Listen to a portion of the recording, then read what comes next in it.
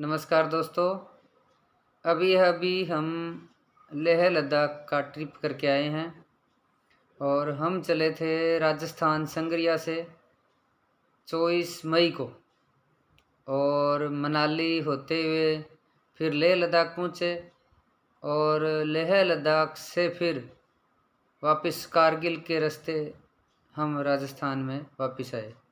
तो हमारा ये कुल ट्रिप रहा था 14 दिनों का, 24 मई से लेकर 6 जून तक।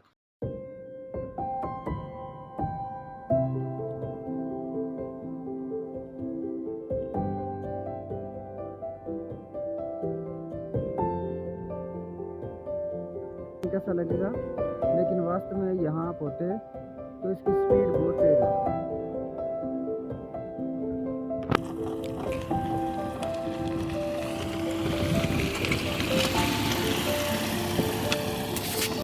दोस्तों, आपके प्यार और सपोर्ट के लिए बहुत बहुत शुक्रिया।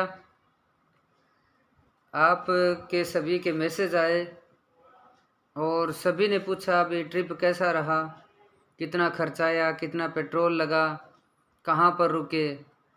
तो ये छोटी छोटी बातें मैं आपसे शेयर कर रहा हूँ और मुझे खुशी इस बात की है भी आपने सभी ने इसकी भरपूर प्रशंसा की।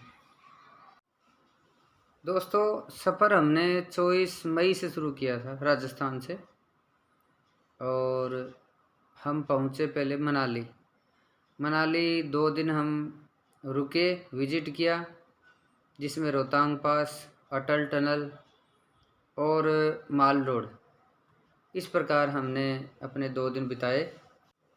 फिर मनाली से हम लेह लद्दाख की तरफ अपना सफ़र जारी रखा। तो दोस्तों, हम गाड़ी लेके गए थे टाटा की नैनो और आप लोगों का भरपूर प्यार रहा नैनो के प्रति और लेह लद्दाख में भी सभी ने इसको सराहा। तो दोस्तों, गाड़ी हमारी चली थी 2823 किलोमीटर और पेट्रोल लगा 15,091 रुपये का। इस प्रकार एवरेज हमने निकाल ली 19.5।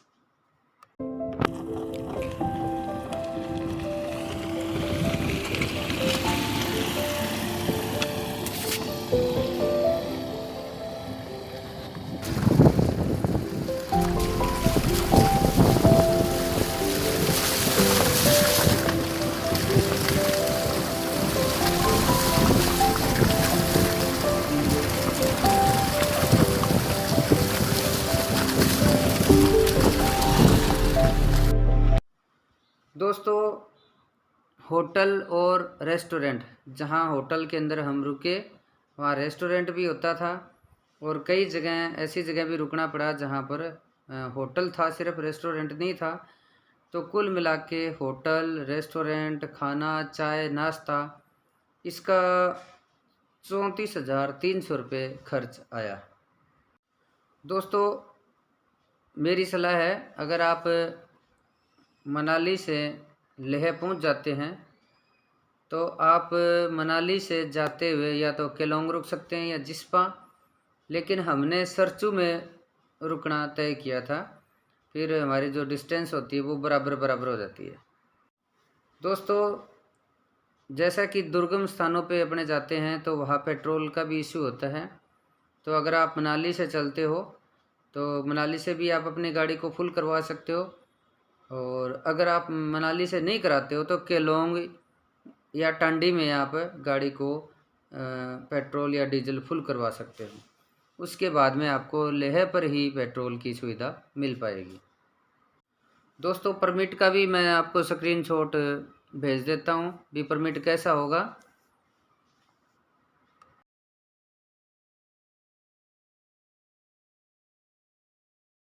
दोस्तों, लेह रुकने के बाद में आप वहाँ पर अपना परमिट बनवा सकते हो और परमिट ज़रूरी होता है लेह में घूमने के लिए। कई जगह पर परमिट मांगा जाता है और कई जगह पर परमिट को नहीं देखा जाता। तो मेरी सलाह ये है भी आप परमिट बनवा लीजिए ताकि आपको असुविधा ना हो।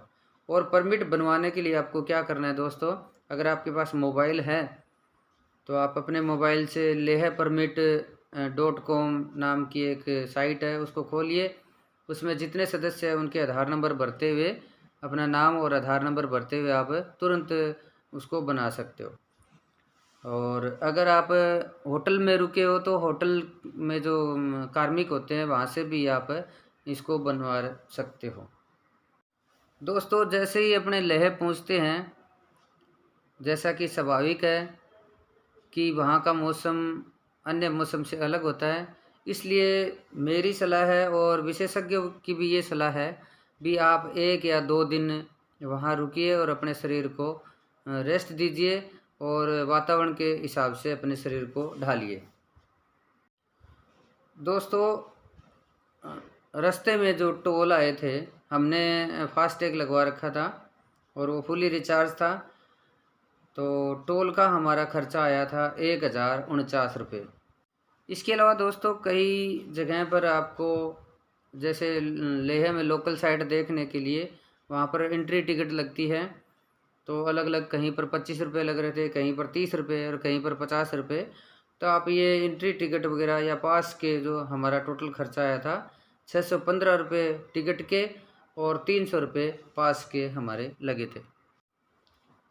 और दोस्तों, क्योंकि वहाँ पर लेह लद्दाख में नेटवर्क की समस्या होती है, तो इसलिए आप पोस्ट पेड सिम लेके जा सकते हैं। जैसे हमने एयरटेल की पोस्ट पेड सिम खरीदी थी मनाली से ही, उसका लगभग 4 महीने का बिल वगैरह कुल मिला के 2130 रुपये का खर्चा आया था। और परमिट हमने लेह में जाके बनवाया, परमिट बोल दो, पास बोल दो, वो हमारा बना था 2080 रुपये का। इसके अलावा अगर आप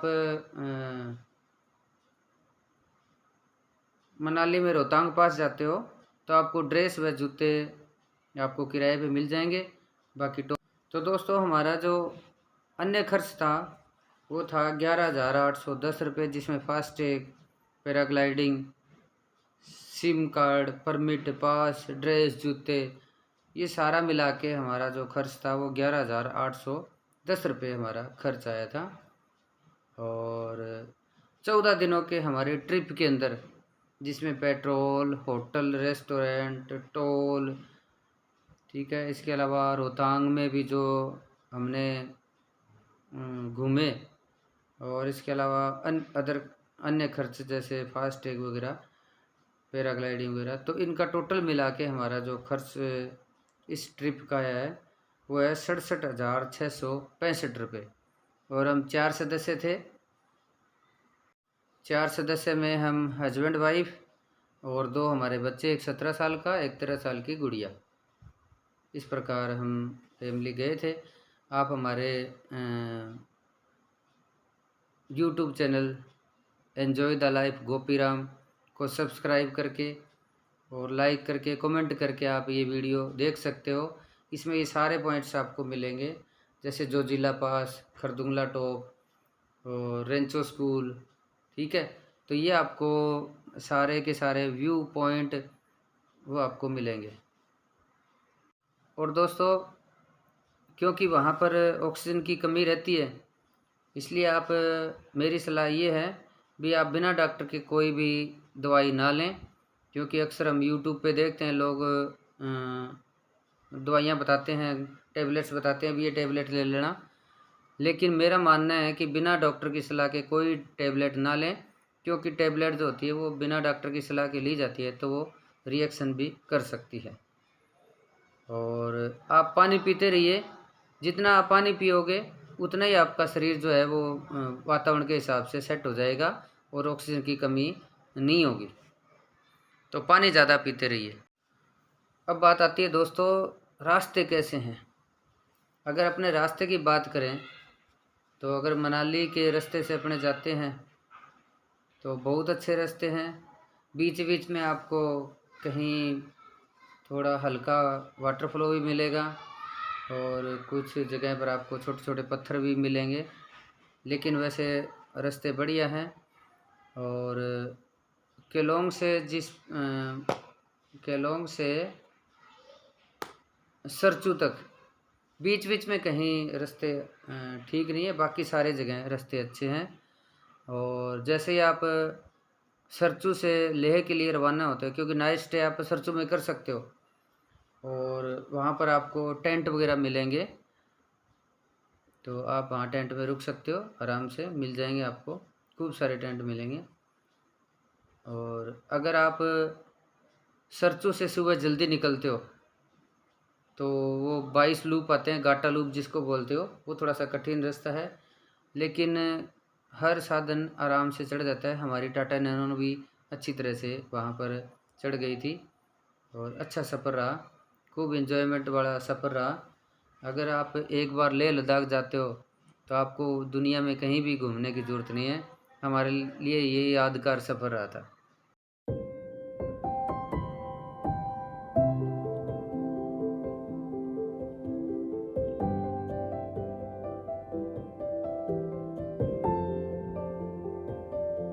कैसा लगेगा, लेकिन वास्तव में यहाँ आप होते तो इसकी स्पीड बहुत तेज है।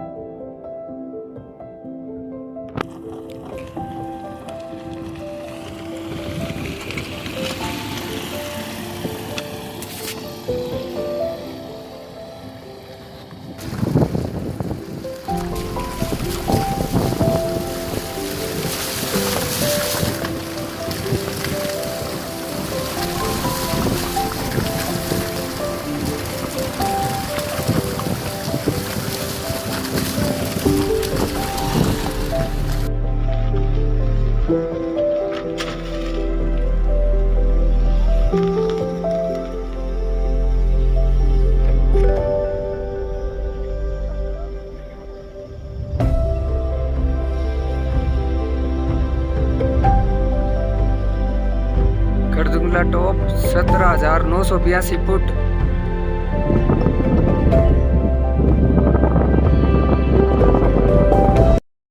मनाली से जब आप लेह पहुंच जाते हो तो लेह की लोकल साइट आप देखने के बाद में आप खरदुंगला टॉप वाले तरफ से ना जाइए, मेरी सलाह है पर्सनल। आप जाइए पेंगोंग लेक। पहले तो पेंगोंग लेक में आप एक दिन का या 2 दिन का स्टे लीजिए और उसके बाद में आप जाइए नुब्रा वैली। और जैसे ही आप पेंगोंग से चलेंगे 20-25 किलोमीटर बाद में एक आता है, वहाँ से आप लेह का रास्ता और नुब्रा वैली की तरफ रास्ता आपको मिलेगा, तो वहाँ पर नुब्रा वैली के लिए आप चले जाइए। और नुब्रा वैली के अंदर भी आप डिस्ट्रिक्ट मोनेस्ट्री देखिए और वहाँ पर काफ़ी आपको होटल और होम स्टे मिल जाएंगे। वहाँ पर आराम करिए 1 दिन 2 दिन जितना आपकी मर्ज़ी है, और उसके बाद में आप खरदुंगला टॉप की तरफ निकल जाइए। और दोस्तों, रास्ते दुर्गम हैं लेकिन रोमांचक है। कहीं भी कोई दिक्कत आती है तो बहुत सारे लोग हैं जो हेल्प करने के लिए तैयार रहते हैं, तो बहुत अच्छे लोग हैं वहाँ पर और आने जाने वाले जितने मिलते हैं वो भी बहुत अच्छे लोग हैं। तो इसलिए आप बेझिझक जाइए और जितना आप धैर्य से, चाहे तो आपका बाइक है चाहे आपकी गाड़ी है, जितना आप धैर्य से चलाएंगे और आराम से चलाएंगे उतना ही आपका जो सफ़र है वो रोमांचक भी होगा और आपको जीवन भर याद रहने वाला भी होगा। तो इसलिए आराम आराम से जाइए और आराम से अपना सफ़र तय कीजिए। धन्यवाद। वीडियो देखने के लिए बहुत बहुत धन्यवाद। और अगर आपको वीडियो पसंद आया हो तो आप इसको लाइक करें, कमेंट करें। कोई अगर आपको प्रश्न पूछना है तो आप प्रश्न भी पूछिए। दोस्तों, आते वक्त आप लेह से कारगिल वाले रास्ते आ सकते हो। बहुत ही शानदार रास्ते हैं, इतने अच्छे रास्ते हैं, बस याद रखोगे आप, अच्छा लगेगा। तो आप अवश्य ज़िंदगी में एक बार लेह लद्दाख की यात्रा कीजिए। All the best. अगर वीडियो आपको अच्छा लगे हो तो लाइक करना, कमेंट ज़रूर करना और शेयर भी करना। और कोई भी लेह लद्दाख की यात्रा के बारे में या मनाली के बारे में या फिर कारगिल के रास्ते के बारे में किसी को कोई पूछना है तो आप कमेंट करके पूछ सकते हैं। थैंक यू, धन्यवाद, बेस्ट ऑफ लक।